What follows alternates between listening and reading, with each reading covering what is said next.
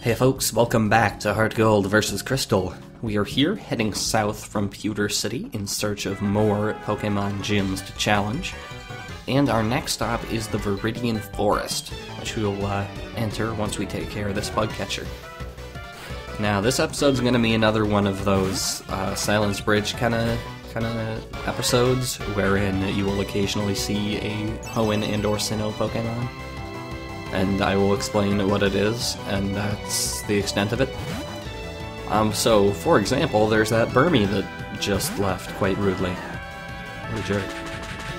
I'll talk about him once he gets back in. Otherwise, we have the fully evolved bug Pokemon from the beginning of the Red, Blue, Yellow generation. This is Beedrill, final form of Weedle. We have seen these creatures before way back in Bugsy's gym, so it shouldn't be too startling. But now they're like level 43! Goodness gracious. And then Butterfree. And I am obligated to use Webster here, just because Webster is also a bug Pokemon, and I need to do kind of Johto represent business, you know? Show him who's boss. Butterfree, you survive. How dare you? Tailwind's a kind of weird move. I think it, like, boosts speed in the future or something? I don't even know. Or boosts speed temporarily. I don't recommend it. Anyway, back to this guy, Burmy. Burmy is a 4th generation bug type that changes its appearance and type depending on the environment of the battle. There are 3 different things, 3 different cloaks they call them. The leaf cloak, the rock cloak, and the trash cloak. And those are for forest, for mountain, and for city, respectively. Generally situational and not too useful in like, a competitive sense or for something reliable. But it's a neat Pokemon, so whatever. It's a pain in the ass to get a hold of, though, so probably won't have much opportunity to use it. Anyway, into the Viridian Forest. Now, in Gold, Silver, Crystal, Viridian Forest was, like, barren. It looked like it was chopped down, because the trees were so small and looked kind of like stumps. But instead it was just, it was tiny, it was a little, slightly kind of a maze. It wasn't even a like, transition, it wasn't a separate map from the other routes.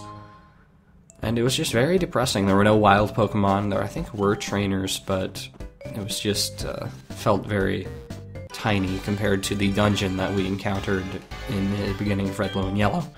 And in this generation, they've restored it to its former glory. In fact, they've given it a little bit of elevation change, which is neat.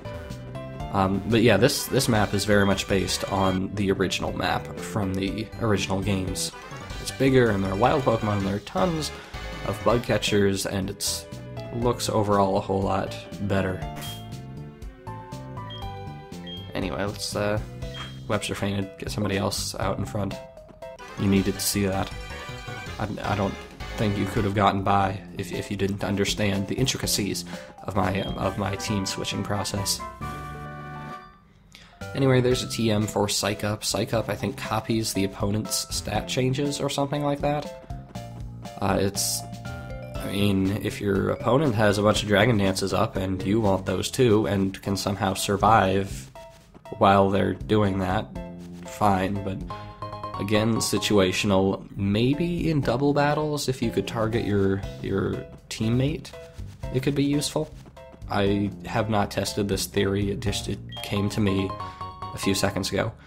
And a Leaf Stone, now that we've already gotten one and don't need it anymore. Really could have used one a lot earlier, guys. Like, a lot earlier. Anyway, Viridian Forest is taken care of, and we are back on Route 2. The Route 2 is actually contiguous from this side of the forest to the other side of the forest. The forest is just kind of a temporal dimension it's bigger on the inside. And now we can just waltz on over to Viridian City. This guy loves his coffee. He was the original dude who taught you how to catch Pokemon if you needed advice in the original games.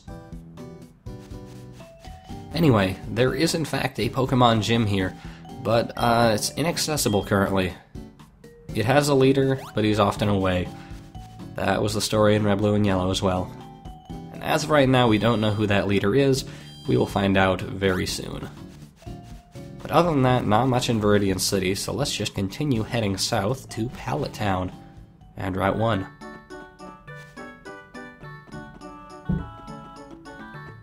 Now, Route 1 is nice because you can use these ledges to hop down and avoid most of the grass. It was specifically designed that way as something of a tutorial for people who don't know how to use ledges in the original games. But it also means that you need to go meet some of these trainers. Now, it's a little weird, and it's most glaring in this route. The wild Pokemon in Kanto all more or less match the levels that they were at in Red, Blue, and Yellow. So, what you have on Route 1, for example, is like level 2 and 3 Pidgey and Rattata and maybe Sentret and stuff. And trainers who have like level 50s hanging out here, of all places. And it's just doesn't make any sense, and good luck like catching any new Pokemon that will be of any use in these routes. Anyway, Ace Trainer French, he has an Absol. Absol is a Hoenn Pokemon, and it is said to be I can never pronounce this word, Harbinger, I think, of disaster, basically. That it brings disaster along with it wherever it goes. But in fact, it senses disaster and goes to where the disaster is to warn people. But either way, if you see an Absol, something bad is probably going to happen. It's a pure Dark type. It's pretty cool looking. It doesn't evolve though. But I remember when I was a young lad of 10, setting off on my Ruby and Sapphire journey, I really wanted an Absol, because look at it, it's so cool. Actually, it's gone now, so you can't look at it, but it's still so cool. And that's French. What a guy. And one last trainer before we get to Pallet Town. And she has nothing of note. So, now Pallet Town. Hello, phone call. Pallet Town is the beginning town of Red, Blue, and Yellow, and it has the best pun imaginable, because most of the cities in Kanto region are named after colors. Pallet Town is a palette of colors. It's pretty clever. And here we can check in with all those little NPCs. We've got the mother of the former champion, who has not heard from her 13-year-old son in quite a while. And we have the sister of the gym leader of Viridian City. Now, it doesn't outright state who it is, but if you've played the originals, you know who it is, and we'll meet him later in this episode. And Professor Oak, good old Professor Oak. And he will rate your Pokédex if you so desire. It's, mine's pretty pitiful, I'll admit. Way to be encouraging, Oak. Anyway, let's head off and go further southward after this commercial break. Alrighty, we are done in Pallet Town, and now we can surf even further south down to Cinnabar Island. We were covering a lot of ground today, and some water too. And this, of course, is filled to the brim with a bunch of water Pokemon and water trainers. Oh, hello. We just met you. I'll admit I did not expect to see you at this time. Photos are so fun.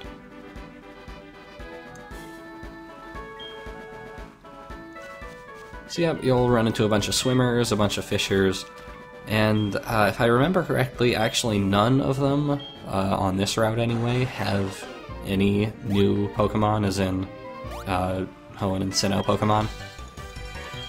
So, that's fun. Not even exciting grinding.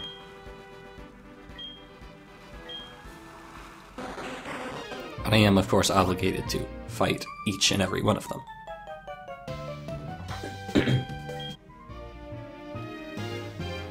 And not even any items on these sandbars or anything? Come on, guys, selling me short.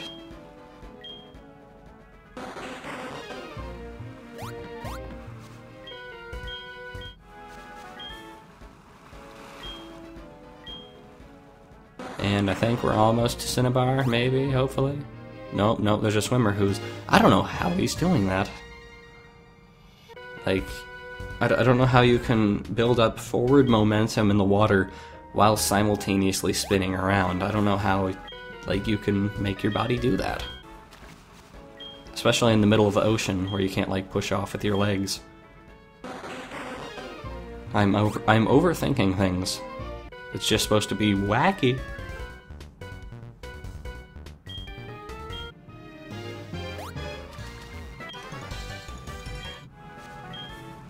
Anyway, that takes care of Route 21. Clearly the most thrilling route of this entire playthrough. Anyway, we are now on Cinnabar Island, but it's a little weird looking. It had a bad case of volcanoes.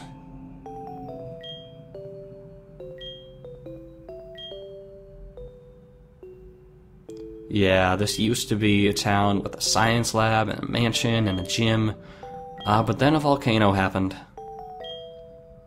And now it's a mountain, basically. Anyway, this here is the Viridian City gym leader, Blue, who was originally the Kanto champion in Red, Blue, Yellow, etc. And we'll have to fight him last, because he won't fight us unless we've gotten all 7 other Kanto gym badges. Now he's a little interesting for various reasons, but we'll address that when we're actually fighting him. For now, let's head to Route 20. The Cinnabar gym leader has relocated to the islands slightly east of Cinnabar, where you will find the Seafoam Islands and a bunch of other fun stuff. But for now, it's a Love Disc. Love Disc is a Hoenn Pokemon, 3rd generation. One of the most forgettable water types. In fact, it excels in being forgettable. It's one of those Pokemon that is remembered because it is so forgettable. It is frequently cited as one of the most forgettable Pokemon of all time. And a lot of people, when 5th generation Pokemon were first unveiled, thought it might be getting an evolution, because the Pokemon that is thoroughly unpronounceable,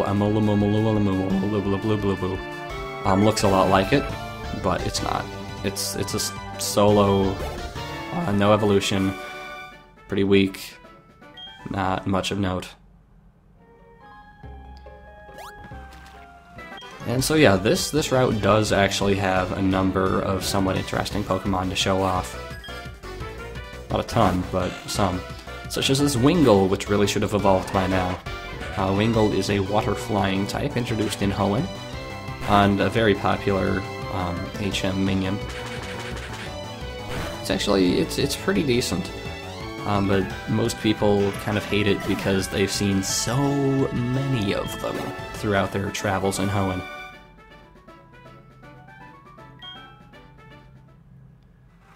And then, what do you have, little girl?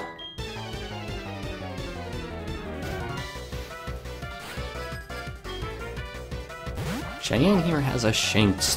Now, Shinx is actually one of my favorite Sinnoh Pokemon, I would say. It's a second route electric type, which is a little weird. Evolves eventually into Luxray. And most people kind of want it to become dark type when it evolves. When it doesn't, it's pure electric. But it is still overall pretty darn cool.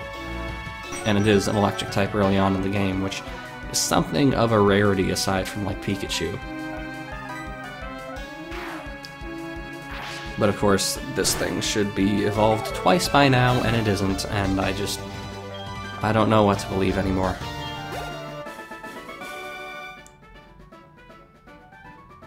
Don't know what this girl is doing on a sandbar with an electric type alone, with like no protection or water wings.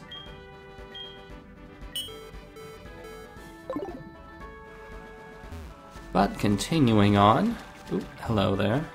You are a bird keeper who's blocking our way from further walking on this sandbar, I think. What a jerk. And Ernie here has a Starly. Starly is the first route normal flying type of the 4th generation. And it's probably the best of that classification because it is hella boss. It is the ultimate. It is undefeatable. I have a certain attachment to Starly that I dare not explain for fear of being redundant.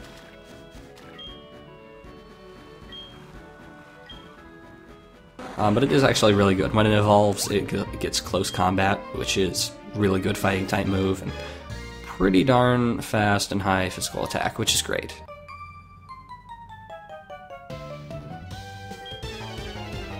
And one more trainer. What do you have? You have a... Why do you have a Bidoof? Okay, I guess this is just a party with all the 1st and 2nd route Sinnoh Pokemon. This is Bidoof, who is the normal type of Sinnoh. It's a great HM minion, and pretty adorable too, but it's gained something of a bad reputation because it looks dumb. And we are here at Seafoam Island. Well, I guess there are 2 of them, but they're connected by one sandbar, so whatever, it's one island. Don't judge me. And here's a Shroomish. Shroomish being a grass type introduced in 3rd generation. A little bit rare, but evolves eventually into a grass fighting type, which is somewhat non-conventional, and it ends up being actually pretty darn good. It's a shame it's just so grumpy looking. But anyway, that takes care of these various routes, and next time we'll take on the Seafoam Island Gym. See you then.